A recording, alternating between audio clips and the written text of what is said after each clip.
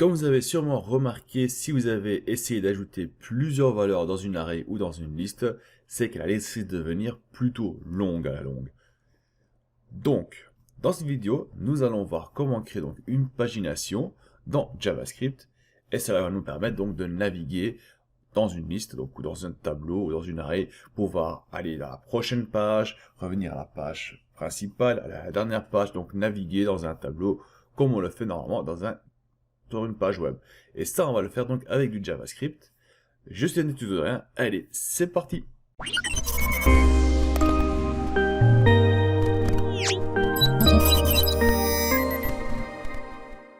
Alors, on va commencer par le début. On a une simple page HTML ici que vous pouvez retrouver sur le site. Donc, vous naviguez sur le site et vous allez trouver dans l'article du site toute la page HTML que vous pouvez recopier et coller dans une page HTML complètement vide. Ça devrait fonctionner. Donc, il y a Bootstrap ici dedans. Et qu'est-ce qu'on fait? On fait rien de spécial. Tout ce qu'on crée, c'est un tableau.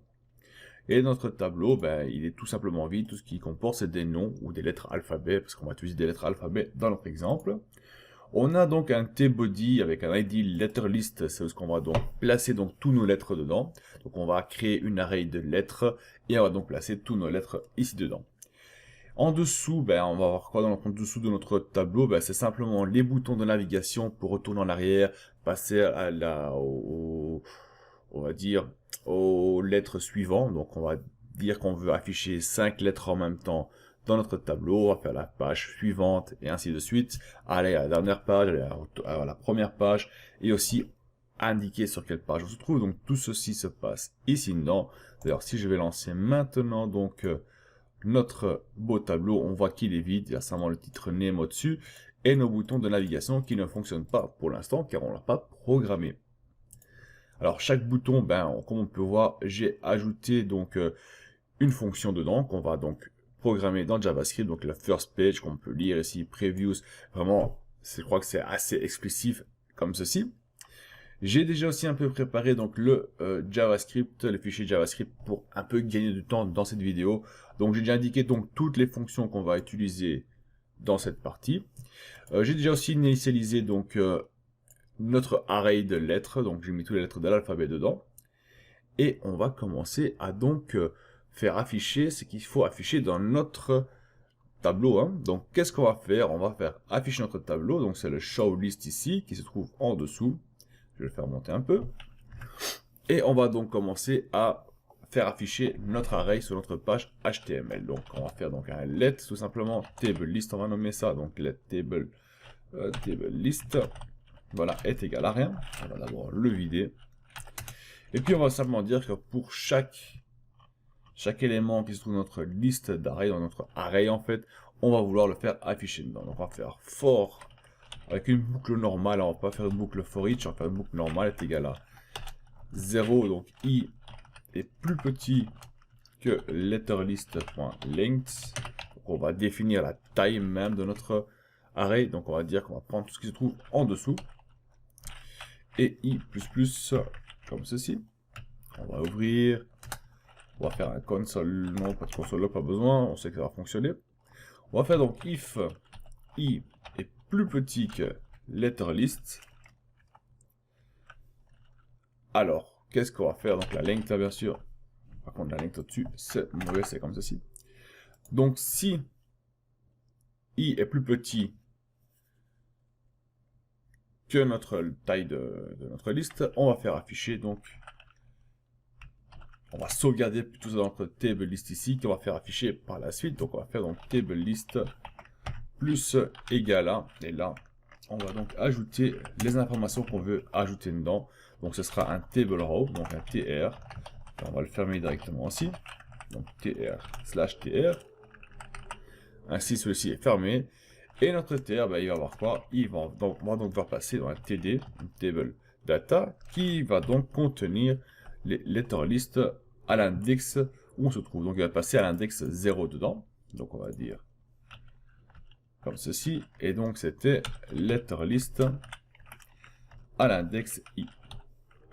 I qui va correspondre donc à chaque itération de notre boucle ici, qui va donc récupérer les données de notre array. On va fermer aussi le td. Une fois que cela est fait, c'est super ça. Il va rester quoi à faire? Ah ben, on va devoir donc l'afficher sur notre page. On va faire un document, ça vous connaissez désormais, donc c'est document get element by id. L'id qu'on va utiliser, ben, tout simplement, c'est letter list. Et là, on va donc dire simplement que le inner HTML est égal à tablelist. Point virgule. On va sauvegarder et on va voir ce qui se passe. Donc si je viens ici, je lance le site. Oh, on voit qu'il n'y a rien qui s'est affiché. Donc j'ai dû faire une bêtise quelque part. On va voir ça directement, ce que j'ai fait de mal. Et on va aller voir donc ici dedans, donc table list, ouais. Il a bien été nommé. Ah, c'est letter list par contre. Oui, c'est pas ça, non, non, ça c'est bon. Et l'ID, il est letter list ici. Ouais, ça c'est bien bon aussi, ça. Voilà, avec un majuscule.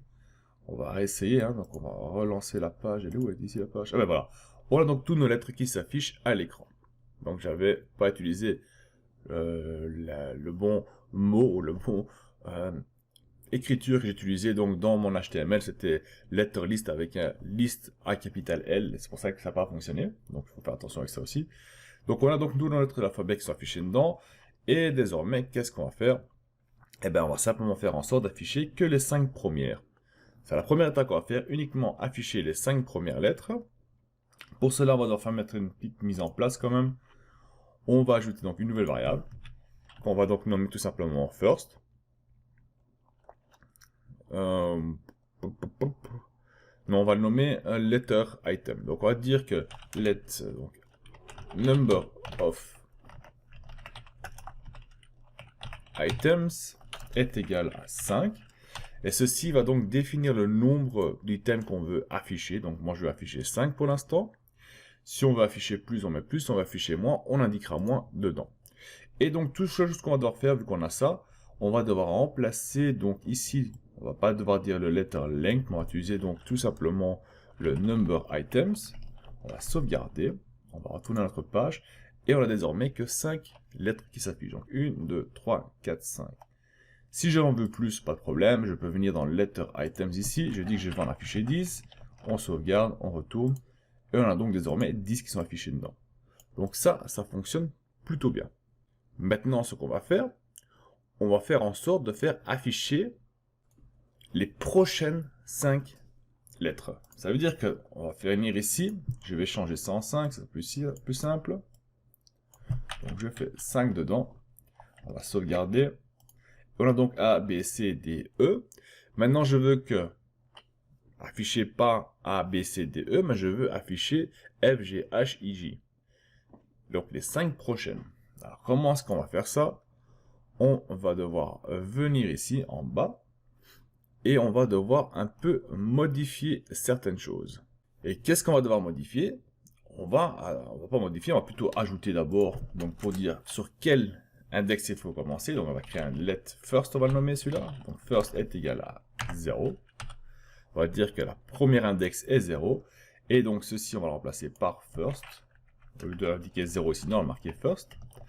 On sauvegarde, on va voir ce qui se passe. Il n'y a rien qui a changé. Je vais dire que first, tout simplement, est égal à 5. Je vais sauvegarder. On va regarder ce qui se passe. Il n'y a rien qui s'affiche. Pourquoi s'il n'y a rien qui s'affiche? Parce qu'on a dit que le premier est 5 et on a dit qu'on veut aller maximum à 5. Donc on va devoir rajouter 5 dedans. Donc on va faire le i doit être plus petit que le first plus le nombre d'items qu'on veut afficher. Et là, si on tourne, on a F, G, H, I, J. Désormais, on va changer le nombre en 10. Ainsi, on va afficher les prochaines 10. On commence donc par K, L, M, N, O. Désormais, on fait 15. On va commencer par le P, Q, R, S, T. Donc ça fonctionne super. Et donc, ce qu'on veut, c'est quand on clique sur le bouton ici, qu'il affiche donc les 5 prochaines. Et bon, comment faire ça? On va retourner dans notre code. On va repasser donc le first page, vu qu'on veut pas qu'il commence à 15, mais qu'il commence nouveau depuis le début, on va le mettre à 0. Et à chaque fois qu'on va cliquer donc sur le bouton Next, donc Next c'est la fonction qui se trouve ici. Donc la fonction next, c'est le bouton qui est là. Au moment qu'on clique dessus, on va faire afficher les 5 prochaines.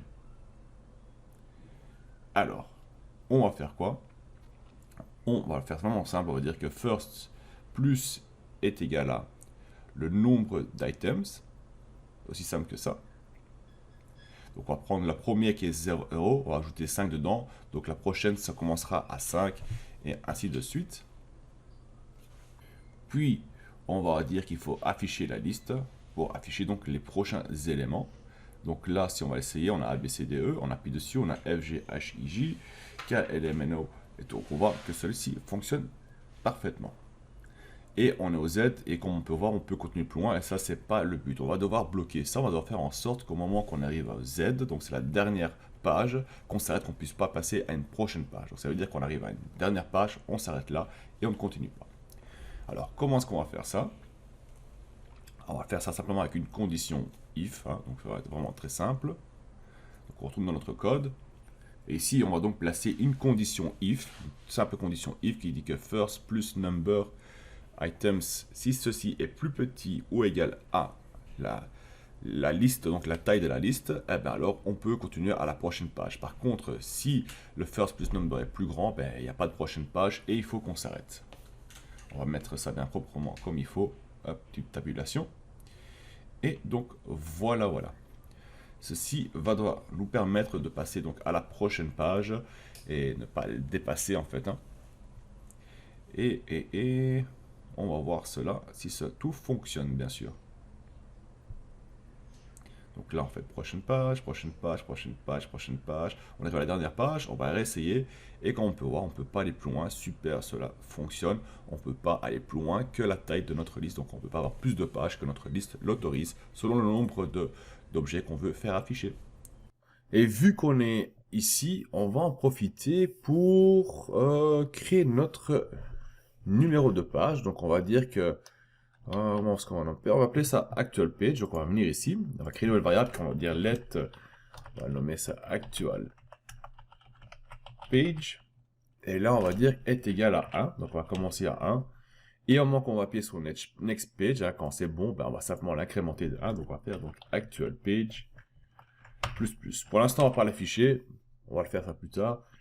Mais on peut déjà prendre ça en considération. Et bien sûr, pour retourner en arrière, on va aussi faire plus ou moins la même chose. Sauf que cette fois-ci, on va pas vérifier si le first moins le nombre d'items qu'on va afficher est plus grand ou plus petit que la timeline de notre array. On va pas faire ça, on va seulement vérifier si le nombre first, donc si first moins le nombre d'items qu'on va afficher est plus grand ou égal à 0. Alors on va afficher, sinon on n'affiche pas, ça veut dire qu'on arrive à un index négatif. Quand on dit un index négatif, ça veut dire que simplement que la liste elle est vide. Hein. Donc c'est 0, 1, 2, 3, 4, 5, ainsi de suite. Donc si on arrive à moins 1, ça veut dire que la liste elle est vide, c'est terminé, on arrive au bout et on arrête ça. Donc on va venir ici, on va commencer notre condition, on va dire est égal à if first moins le number of items est plus grand ou égal à 0. Comme ceci. Alors, donc si c'est vrai, donc si il y a encore, si on peut retourner en arrière, donc on n'est pas arrivé au début de notre liste, on peut faire donc first moins est égal à number of items. Et on fait donc show list. Voilà. Et on peut aussi dire l'actual page, hein, actual page moins négatif, donc moins. On sauvegarde, on va vérifier, donc on va en avant, et en arrière, bien sûr, ne fonctionne pas. Car, pourquoi est-ce que l'arrière ne fonctionne pas? Parce que j'ai pas mis ceci, voilà, sauvegarder. On va essayer, donc, prochain. Revenir en arrière fonctionne. On est à A, on n'arrive pas à aller en arrière, on est vraiment bloqué ici, donc on peut pas aller plus en arrière. Donc ça, c'est déjà super, ça fonctionne super bien. Maintenant, on va faire les choses vraiment simples. On va afficher donc la première page. Donc je veux que si je clique ici, j'arrive à la toute première page. Ça, vous allez voir, c'est vraiment très simple. On vient ici. On va donc à first page qui se trouve ici en haut. Et je vais simplement dire que first est égal à 0. Aussi simple que ça. On va dire que actual page est égal à 1. Et on va dire de nous le montrer. Donc show list Voilà, on sauvegarde. On va ici, on va vraiment loin en arrière. Dans Z, je vais faire le retour en arrière total et on arrive nouveau à B, C, D, E, donc à la liste de départ. Super, ceci fonctionne. Vous avez vu, c'est vraiment très très simple. Alors là, ce que ça risque de devenir un peu plus compliqué, c'est à la dernière page. Car à la dernière page, on doit savoir donc déjà la taille de notre liste. On va pouvoir évaluer, dire que voilà, notre liste, elle est longue d'autant de pages. Comment on va définir la page? Ben, on va devoir dire, on prend la taille de notre liste et on la divise par le nombre d'items qu'on veut afficher dedans. Et on va devoir donc faire un random. On va devoir pas faire un random, on va devoir l'arrondir vers le haut. Pas vers le bas, parce qu'on risque de rater quelques items, donc on va devoir arrondir vers le haut, vraiment le voir large pour dire voilà, si le nombre, on va dire que 24, eh ben, et que je vais afficher 5 items dedans, ben, je veux les voir tous dedans. Hein, donc je vais voir même le 25, même s'il est vide, je vais voir le 25, même si c'est vide, c'est pas grave ça. Donc on va donc créer une variable qu'on va donc nommer tout simplement donc le let max page pour afficher le nombre de pages maximum qu'on va avoir est égal à math. On va utiliser la fonction math, on va utiliser la fonction ceil, donc arrondir vers le haut. Donc letterlist.length divisé par le number of items. Voilà ce qu'on va faire. Et là, on va voir donc le nombre de pages qu'on a maximum dans notre array, dans notre pagination. Puis, on va faire quoi? On va aller dans notre fonction last page. Et là, on va faire tout simplement, donc first est égal à. Et là, on va dire donc max max page, oui, fois le nombre d'items. Ça veut dire que si le max page est 4, si on a mis le nombre d'items à 5, ben il va dire que voilà, on est à 20. Hein. Vu que 20 c'est le dernier, ben c'est le dernier index de notre array, on va devoir retirer donc le nombre d'items qu'on va afficher pour arriver donc au début de la dernière page. Hein. J'espère que vous suivez. Et là, je fais donc moi le number of items. Comme ceci. Et puis, on va faire donc actual page est égal à max page. Vu qu'on a complètement à la fin. Et on va faire donc le show list. Voilà ce qu'on va faire. Et on va vérifier cela. Donc, je vais à la page complètement à la fin. On voit qu'il s'affiche le Z. C'est parfait. On est vraiment à la fin de la page.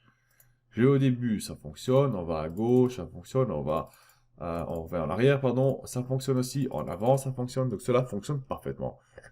Là, notre pagination, elle fonctionne du tonnerre. Par contre, on va devoir afficher ici dedans aussi sur quelle page on se trouve. Sinon, ce ne serait pas complet. Hein. Donc, on va revenir ici. Et on a ici quelque chose qui s'appelle donc Show Page Info. Et qu'est-ce qu'il va faire notre Show Page Info? Il va simplement donc afficher l'information de la page. Je veux dire qu'on a la page 1 de 5 pages, par exemple. Ou 2 de 5. 3 de 5. Alors, on va faire tout simplement. On va dire c'est très simple. Donc, dans notre HTML ici, en bas, ici, j'ai créé un span qui s'appelle page ID info, et c'est là-dedans qu'on va donc l'injecter sur quelle page on se trouve. Et donc, on retourne notre JavaScript, ici dedans, et on va tout simplement utiliser, donc, on a les deux variables, first page, donc actual page, pardon, et max page, et c'est ce qu'on va utiliser donc pour afficher l'information. Donc, on va faire un document get element by ID, l'élément s'appelle tout simplement page info. On va faire donc un inner HTML est égal à quoi? Et bien tout simplement est égal à page. On va afficher le mot page dedans, suivi de actual page, avec une petite barre, voilà, un petit slash, suivi de $, avec donc max page. Voilà ce qu'on va faire afficher dans notre span. Maintenant, bien sûr, faire appel à cette méthode, cette fonction-là, on va le faire appel dans notre showList à la fin, ici. Ainsi, chaque fois qu'on fait appel à notre showList, on va donc initialiser, donc nouveau, le nombre de pages, quelle page on se trouve en fait. Hein. Et là, si on lance le tout, il n'y a rien qui va se passer parce que je n'ai pas sauvegardé, bien sûr. CTRL S. Et on a notre page qui s'affiche. Magnifique. Donc, on a page 1 sur 6. Je vais à la prochaine. 2, 3, 4, 5, 6. C'est parfait. J'ai le résultat que je veux. Je retourne à l'arrière. Donc, page 1, je vais à l'arrière complètement. Page 6. On retourne. Ça fonctionne parfaitement. On voit nos paginations qui fonctionnent. Voilà, donc nous avons créé ensemble un système de pagination avec JavaScript. Je vous fais confiance pour l'améliorer et le partager avec le reste de la communauté. D'ici là, je vous souhaite bonne chance et amusez-vous bien, surtout dans une prochaine vidéo. Salut tout le monde.